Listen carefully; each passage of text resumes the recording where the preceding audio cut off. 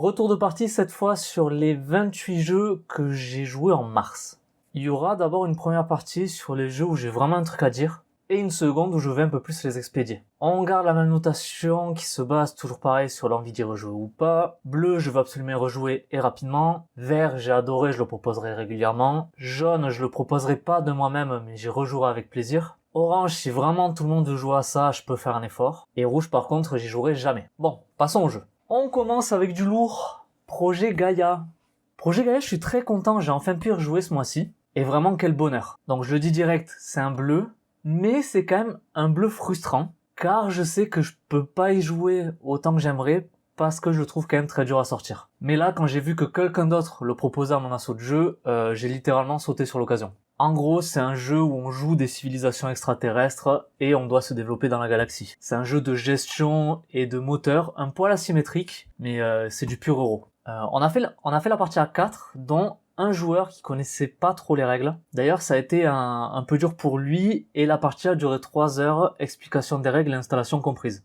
Donc ça va. Et souvent, à la table d'à côté, qui était en train de faire un jeu un peu plus léger, il nous demandait régulièrement si ça allait, et si on s'amusait, parce que effectivement, on était quand même assez silencieux. Enfin, on était concentré sur la partie, parce que c'est un jeu quand même où on se prend la tête pour essayer d'optimiser chacun de nos tours. Mais en vrai, quand c'est quelque chose qui te plaît, c'est très amusant de jouer à ça, même si ça se voit pas au premier coup d'œil. En plus, la rejouabilité des parties est folle. Les objectifs de fin de manche changent, les objectifs de fin de partie changent, sans compter en plus les peuples asymétriques qui apportent chacun quelques petites subtilités. Donc, toutes les parties sont différentes. D'ailleurs, en sortant de la partie, on n'avait qu'une seule envie, c'était d'en refaire une, sauf que bon, c'était quand même 2 heures du matin, donc on s'est dit la prochaine fois. Par contre, voilà, il est très lisible, l'iconographie est impeccable, mais il est pas très beau. Ce qui, à titre personnel, ne me dérange pas du tout.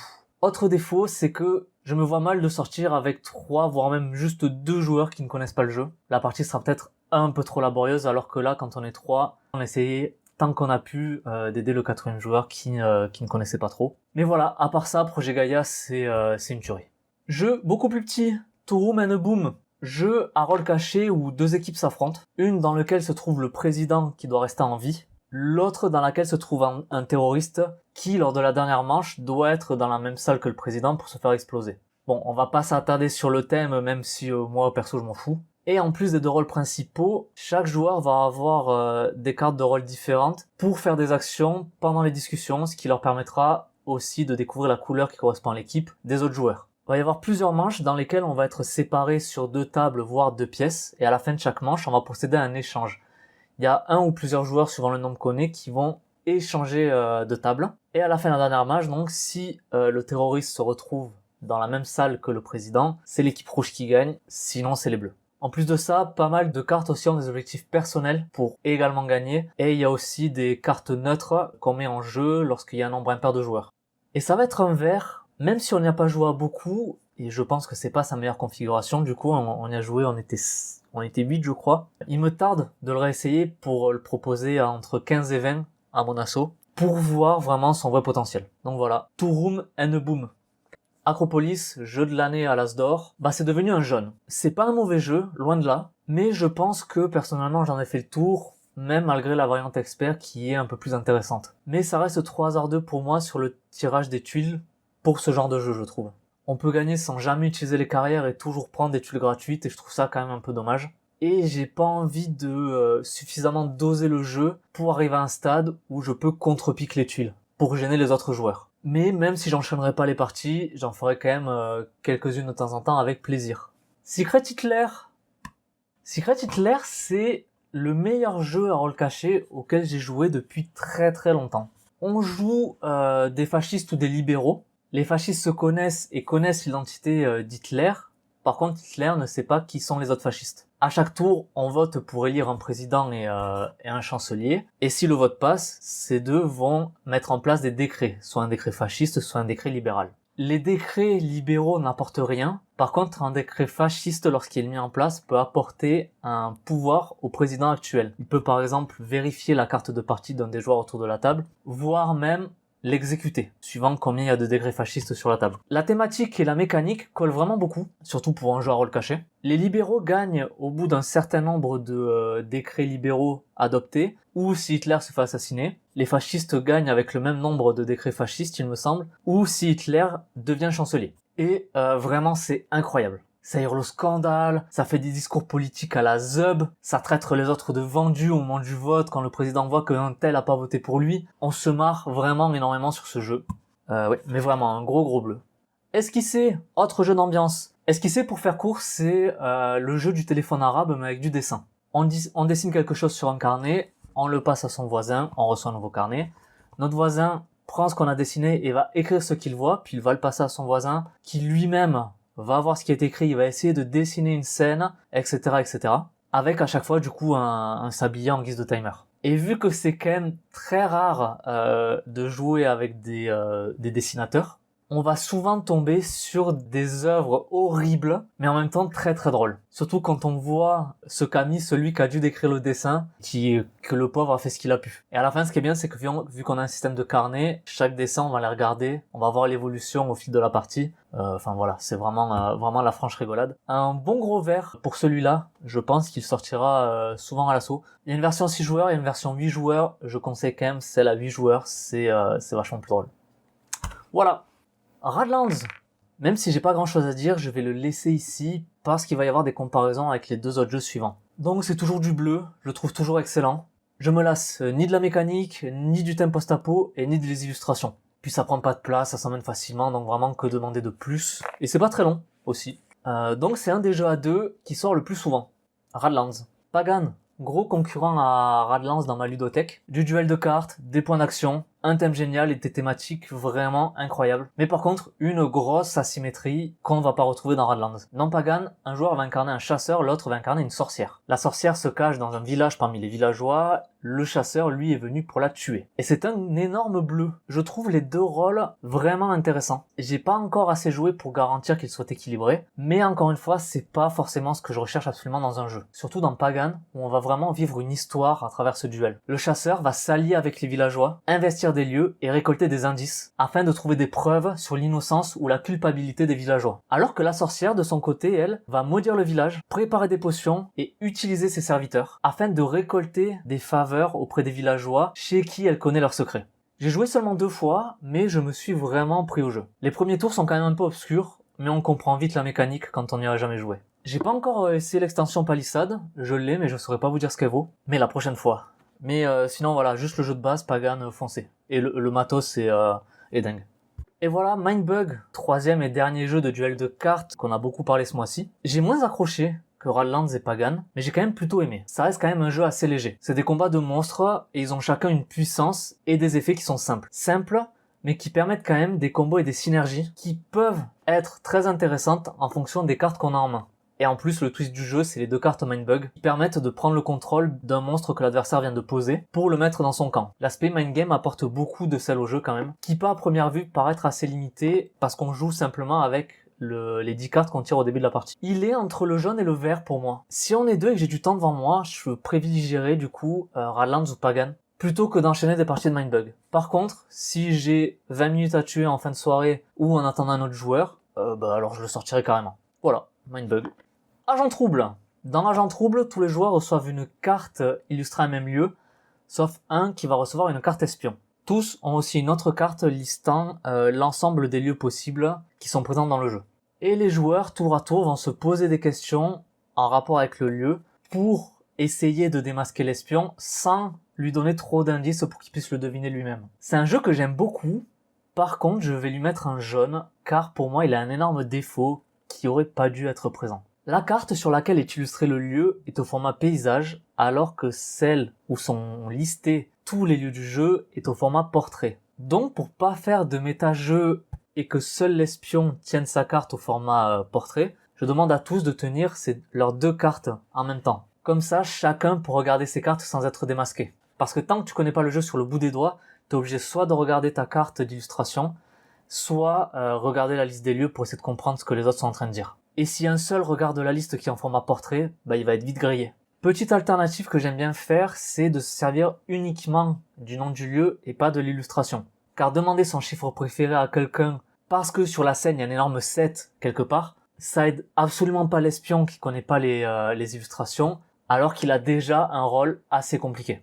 Sinon, j'encourage vraiment aussi les joueurs à répondre en fonction du métier ou du rôle qui est écrit aussi sur leur carte. Ça donne un peu plus de jeu, ce qui n'est pas négligeable, je trouve. Un petit peu de roleplay de temps en temps, ça fait toujours plaisir. Burger Quiz, le jeu tiré de l'excellente mission télé d'Alain Chabat qui passait à l'époque sur Canal+, je crois. C'est simplement un jeu de questions souvent farfelu dans le but de marquer des points pour accéder à la finale. Les thèmes des questions ont clairement un but rigolo, c'est vraiment un jeu d'ambiance plutôt qu'un jeu de culture G.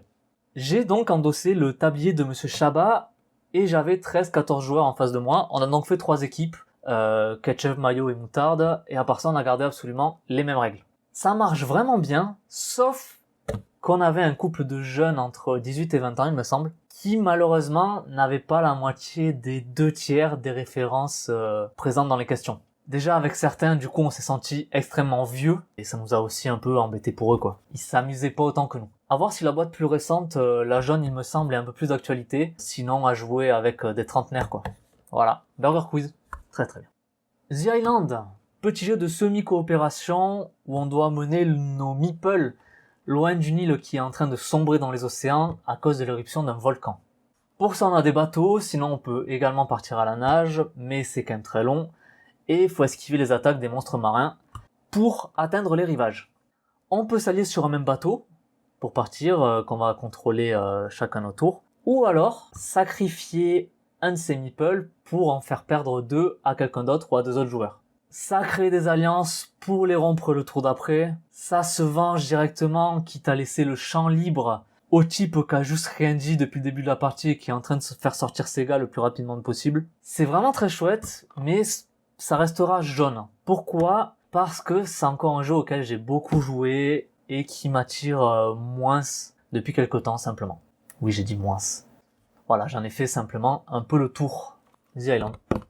Grand Austria Hotel, malheureusement j'ai pas la boîte parce qu'il n'était pas à moi. Un jeu que je voulais essayer depuis longtemps. Je suis très friand de ces jeux à l'esthétique austère. Beige ou marron, alors que je sais que beaucoup trouvent ça assez moche, mais moi vraiment l'esthétique elle me parle. Je sais pas pourquoi. Et la thématique en plus de gestion d'hôtel m'attirait vraiment. Et j'ai pas du tout été déçu. C'était ultra cool, donc ça sera un vert. Peut-être un peu long à 4, du coup je pense que mes prochaines parties je les referai à 3. Je pense que ça change absolument rien au jeu, mis à part ça diminue le nombre de dés qu'on va lancer. Mécanique de dés d'ailleurs que je trouve vraiment très intéressante. On les lance et on va les répartir sur les différentes actions en fonction de leur valeur. Et le nombre de dés sur chaque action correspond au nombre de fois on va pouvoir faire cette action quand on va venir prendre un dé. Nombre qui du coup va décroître au fur et à mesure de la manche. Il y a aussi une ration de ressources alimentaires pour contenter les clients, une ressource d'argent, d'employés, de chambres, et une piste du roi je crois, qu'il faut pas oublier sinon on risque de se prendre des sales malus. J'espère que j'y rejouerai bientôt et que la nouvelle édition ne va pas tarder à arriver dans nos petites boutiques de jeux. Voilà. Sherlock Holmes Détective Conseil. J'ai la boîte rouge, celle avec la campagne de 5 scénarios sur le thème de Jack l'Éventreur et 5 scénarios indépendants. Pour l'instant, j'ai juste fait les 2 premiers scénarios indépendants. Du coup, ce que je vais dire va uniquement se porter sur ça. Pour faire court, chaque scénar commence par une scène d'intro qui va nous présenter un mystère, un meurtre ou autre, et on est lâché directement après. On doit aller visiter des lieux pour récupérer des indices et résoudre l'affaire quand on pense avoir les éléments suffisants. Et à la fin, on va répondre à des questions pour essayer de battre Sherlock avec les points que vont nous rapporter justement ces questions. J'adore vraiment toute la phase d'enquête, la récolte d'indices, le brainstorming pour tous les mettre ensemble, essayer de voir ce qui s'est passé. Donc sur cette base-là, j'aurais mis un vert. Le problème, c'est qu'à cause de la phase de résolution, je vais lui mettre un jaune. Je m'explique. Je trouve que les résolutions de Sherlock sont tellement ahurissantes que je sais pas si c'est possible d'arriver à ces raisonnements sans avoir un énorme coup de chance. Typiquement, sur la dernière affaire qu'on a jouée, on avait un corps. Pour recueillir des indices sur le corps, on allait voir le coroner qui s'occupe des cadavres. On a appris pas mal de choses intéressantes. Par contre, lui Sherlock, parce qu'à la fin de l'affaire, on sait ce que lui est allé voir, lui Sherlock est allé voir le criminologue. Et en allant voir le criminologue, il a appris les indices que nous on avait appris chez le coroner, plus d'autres choses. Et ça, je trouve ça quand même assez gênant. Parce que comme j'essaie de jouer un peu roleplay En jouant justement l'urgence de la situation, etc., j'évite à tout prix de vouloir interroger tout le monde, parce que je sais que ça prendrait des plombes dans la fiction. Mais ça reste quand même un très bon jeu, je trouve, malgré la frustration finale. Le matos est cool, c'est un plaisir d'avoir l'annuaire, la carte sur la table, les coupures de presse. Et de toute façon, j'ai mis un jaune, mais on a prévu déjà de faire les scénarios indépendants, plus la campagne de Jack l'Éventreur. Donc j'en reparlerai. Voilà. Bureau of Investigation, BOI. Dans BOI, on joue des agents enquêtant sur des mystères qui dépassent généralement la police locale. Ça reprend la base des mécaniques de Sherlock Holmes Détective Conseil, mais en les transposant dans l'univers de Lovecraft et en y apportant des améliorations très bienvenues. Premièrement, on démarre les affaires avec un nombre de pistes limité. Les pistes, c'est le nombre de lieux qu'on va pouvoir aller visiter. On n'a fait que les 2 premières également, et à chaque fois on commençait avec 10 ou 15 pistes. Et certains événements vont pouvoir nous en rajouter. Donc je trouve ça très cool parce que ça oblige du coup à optimiser vraiment notre enquête et nos recherches pour pas aller s'éparpiller, ce qu'on aurait tendance à faire un peu plus dans Sherlock Holmes. Ensuite, lorsqu'on va enquêter quelque part, on peut le faire de 2 façons. Soit on peut aller mener des entretiens, c'est-à-dire on va interroger les gens sur place, ils vont nous apprendre ce qu'ils savent, ils peuvent également mentir, ou alors on peut décider d'aller faire de l'investigation, c'est-à-dire on va de nous-mêmes aller fouiller le lieu pour récolter des indices. C'est quand même vraiment mieux, ça donne beaucoup plus de choix et de liberté dans notre approche. On va commencer à démêler au fur et à mesure le mystère, et en plus on va avoir des lieux qui vont pouvoir évoluer au fil de l'enquête. Par exemple, si je vais visiter un lieu au début de l'enquête et que je vais le revisiter plus tard, il y a une mécanique qui fait que ce lieu peut possiblement changer. Enfin, ce qu'on va apprendre va changer en tout cas. Et à la fin, à la place de répondre aux questions comme dans Sherlock Holmes Détective Conseil, on va choisir 3 lieux dans lesquels on va envoyer nos équipes pour intervenir. Et ça donne lieu à des scènes finales à chaque fois qui ont des ambiances parfois assez glauques. Et je trouve que l'ambiance Lovecraft est très très bien mise en scène dans ces petites scénettes de fin. Même si on a quand même parfois la même frustration que dans Sherlock Holmes, certains mystères sont compliqués à appréhender et même en ayant la solution, on se dit que jamais on aurait pu tomber dessus. Mais là, ça sera quand même du vert, entre autres, pour toutes les améliorations que j'ai citées plus haut. Avoir lu les œuvres de Lovecraft n'est pas forcément nécessaire, j'en ai lu très peu. Donc évidemment, j'ai pas toutes les refs, mais j'en avais quand même quelques-unes. Simplement, voilà, ceux qui n'ont pas lu les bouquins Lovecraft louperont ces références. Mais quand même, si on est familier de l'univers, que ce soit par les jeux de rôle ou par les jeux de plateau, je pense que c'est quand même un plus.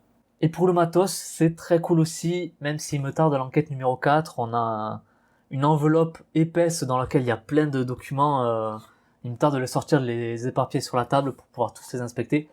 Ça a l'air de prendre une autre ampleur, l'enquête. J'ai hâte. D'ailleurs, lui comme Sherlock Holmes, je le conseille à 2 ou 3, plutôt 3. Après, par contre, à partir de 4, je pense que ça fait quand même un peu beaucoup. Site, encore site, toujours site. Je devrais le mettre dans les avis rapido à la fin, mais tellement je vais juste redire les mêmes choses. C'est beau, c'est simple, c'est pas très long en plus.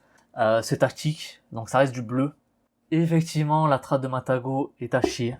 Après, avec on commence à être habitué. Et effectivement, le jeu est pas super équilibré, mais encore une fois, c'est pas ce que je recherche. Parce que dans Sight, il y a vraiment un univers et une histoire qui va se raconter, surtout dans la campagne, mais même dans les parties classiques. Donc c'est pas un problème. Petit retour des joueurs avec qui j'ai fait une initiation. Je leur ai fait découvrir Sight. Ils ont été surpris au moment où je leur ai dit que j'allais finir au prochain tour, alors que j'avais juste 3 étoiles à poser.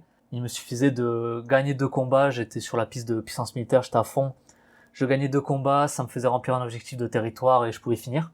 Ils étaient à la fois frustrés parce qu'ils souhaitaient continuer à se développer, parce que c'est quand même assez plaisant de voir ces mechas poser, de se voir un peu envahir la map. Et à la fois, ils étaient agréablement surpris, qu'on puisse autant rusher si on voulait, parce que ça prouvait qu'il y avait quand même des stratégies assez différentes.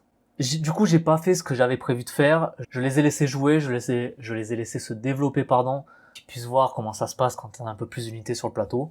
Et à la fin, je les ai laissés se tabasser entre eux. Voilà. Sight. Toujours du bleu, toujours. Navigator que je n'ai pas, mais que j'ai joué parce qu'un ami l'avait amené. Un jeu qui ne sortirait pas aujourd'hui à cause de son thème. On joue des colons portugais qui vont exploiter entre autres l'Afrique pour ses ressources et pour développer un commerce de sucre, d'or et la troisième ressource, je l'ai plus.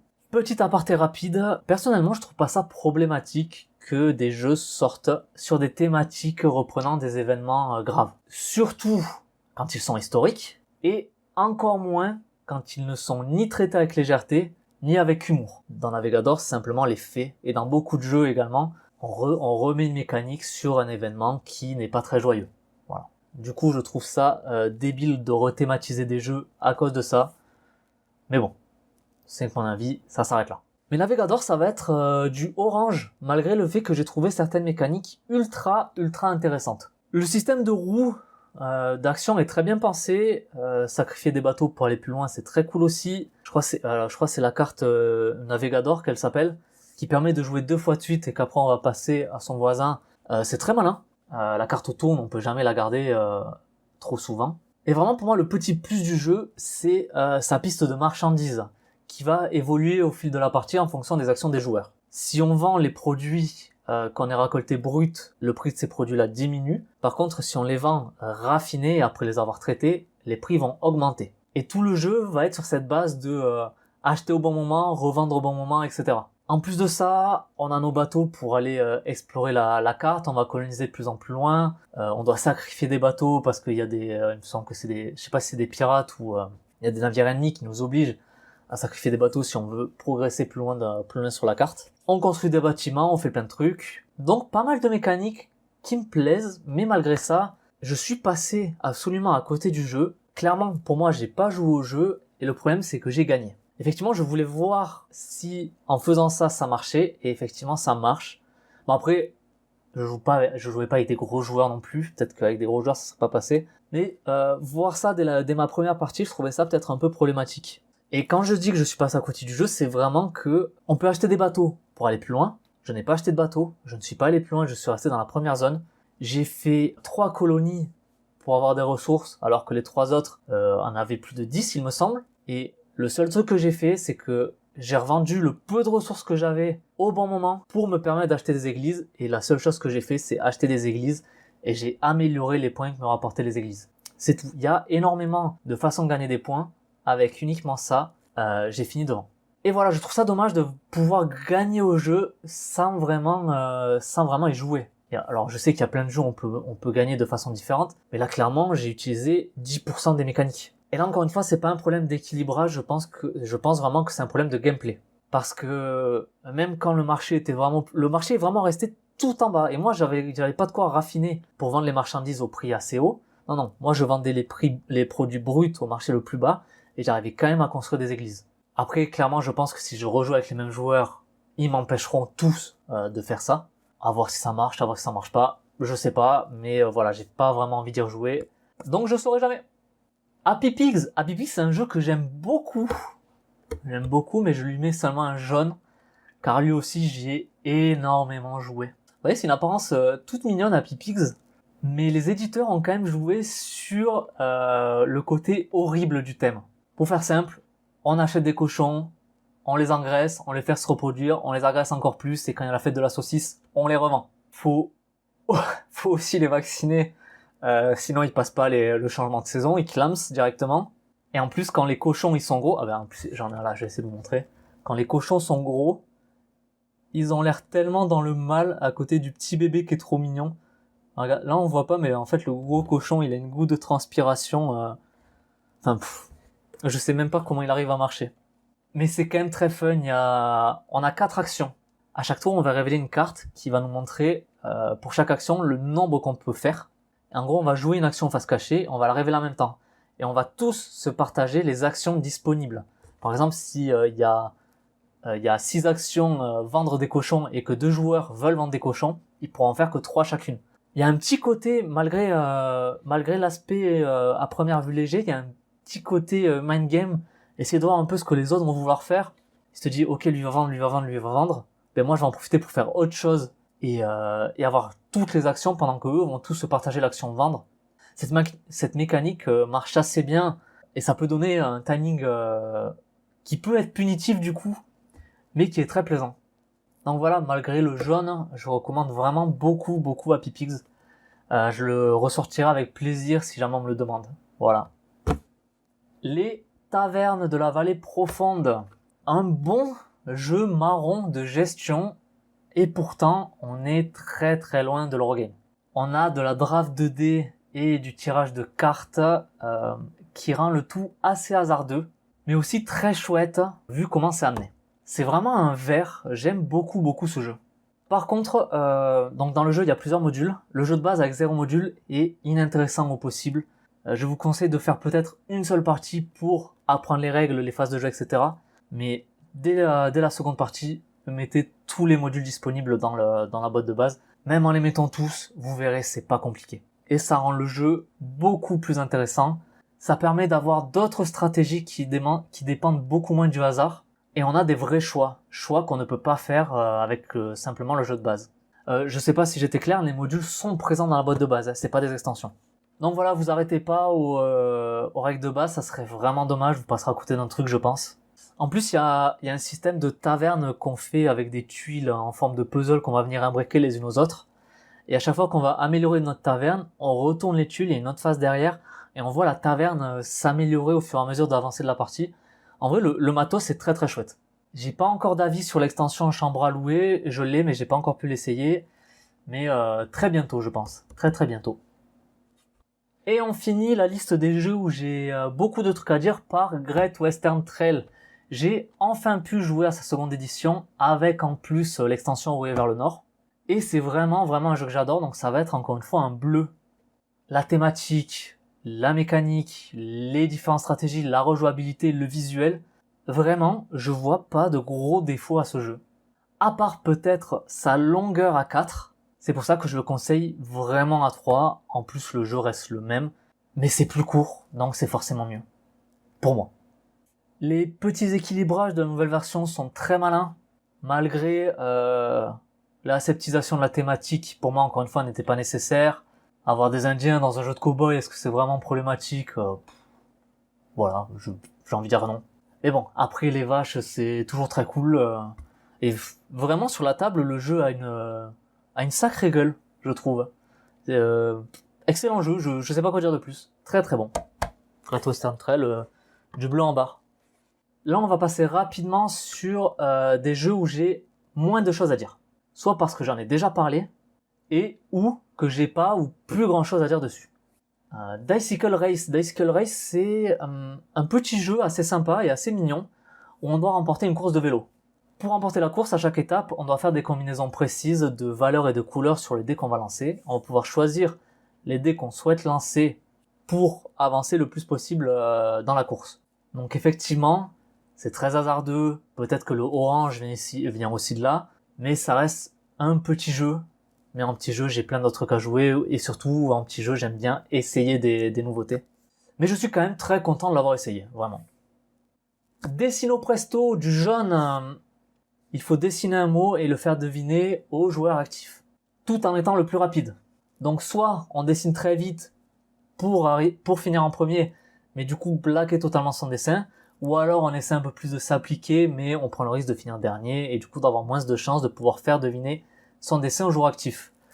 C'est assez marrant, on passe un bon moment, malheureusement, ça vaut pas esquisser. Simplement, ça vaut pas esquisser. Skijo, ce qui est un jeu qui a été beaucoup vendu dans les vidéos du passe-temps.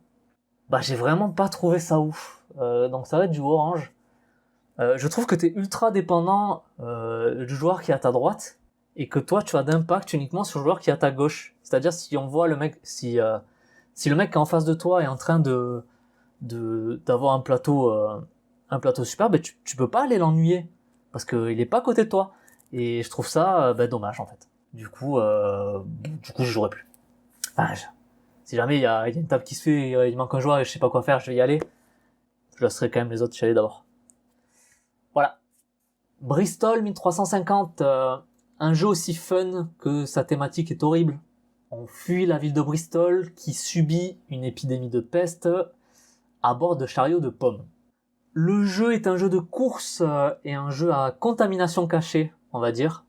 On a des cartes de contamination et on en a 2. Et si nos cartes dépassent 6, ben on est infecté. On est infecté pour le reste de la partie, même si au cours du jeu, notre infection redescend. On a la peste.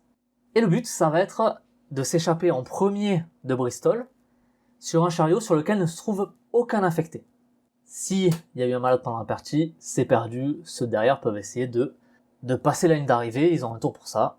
Sinon, c'est perdu. On peut, en plus, on n'a pas juste à faire avancer nos chevaux, on peut changer de chariot, on peut éjecter les autres, il y a plein de trucs à faire, il y a 3 chariots, ça se joue jusqu'à 9. Je le conseille vraiment à beaucoup de joueurs. Le jeu se joue en lançant des dés qui vont, les dés vont déterminer quel chariot va avoir de la peste, quel chariot va avancer, etc. On a des cartes un peu pour contrebalancer les hasards des dés. C'est court, c'est fun, ça prend pas de place. Le matos est assez qualitatif, on joue sur un tapis néoprène. Vraiment très cool du vert pour Bristol. Codenames, un jeu qui commence à dater, mine de rien, et j'ai aussi beaucoup joué.